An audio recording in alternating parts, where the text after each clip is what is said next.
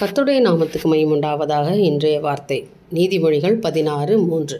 உன் செய்கைகளை கர்த்தருக்கு ஒப்புவி, அப்பொழுது உன் யோசனைகள் உறுதிப்படும். எனக்கு அருமையானவர்களே, நீங்கள் செய்வது எதுவாக இருந்தாலும் உங்கள் கையிடுகிற வேலை, உங்களுடைய திட்டங்கள் எல்லாவற்றையும் கர்த்தர்கிட்ட ஒப்புவிக்கணும். நம்ம ஒப்புவிக்கணும். அதாவது முதல்ல தேவன்கிட்ட சொல்லிவிட்டு, ஆண்டவரே என்னுடைய தேவையுடையதாக இருக்குது, நான் இந்த மாதிரி இந்த வேலையை நான் செய்யப்போகிறேன்ப்பா, என்னுடைய சித்தமாக ஆண்டவரே அப்படின்னு சொல்லி ஆண்டவர்கிட்ட அந்த திட்டங்களை, நம்முடைய செயல்களை, நம்முடைய எண்ணங்களை கர்த்தரிடத்தில் ஒப்புவிச்சிட்டா நம்முடைய யோசனைகள் உறுதிப்படுமாம். ஹல்லேலூயா.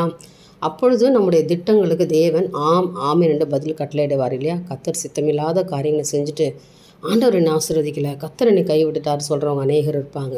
அவர்கள் தான் இன்றைக்கு கேட்டு இதன்படி நடக்கணும். ஏனென்றால் உன் செய்கைகளை என்னெல்லாம் நீங்கள் செய்யணும்னு நினைக்கிறீங்க அவை எல்லாவற்றையும் கர்த்தரிடத்தில் ஒப்புவிச்சிட்டு அவர்கிட்ட யோசனைக்காக காத்துருங்க. கர்த்தர் அப்பொழுது உங்கள் திட்டத்துக்கு பதில் கட்டளையிட்டு அவர் சொல்கிறாரு, உன் யோசனைகள் என்ன பண்ண உறுதிப்படும். அப்பொழுது நீ என்ன நினச்சிருக்கீங்களோ ஆண்டவர்கிட்ட நம்முடைய திட்டங்கள் போயிடுச்சுன்னா அவர் அதையெல்லாம் சரி பண்ணி நமக்கு ஒரு நல்ல ஒரு பதில் கொடுக்கிற தேவனாக இருக்குது. அப்பொழுது உங்கள் திட்டங்கள் செயலுக்கு தேவன் பதில் தருவார். அது உறுதிப்படுகிறதா இருக்கிறது இல்லையா. அதனால் இனி எல்லாவற்றையும் கர்த்தர்கிட்ட ஒப்புவீங்க. கர்த்தர் பெரிய காரியங்கள் உங்களுக்கு செய்வார்.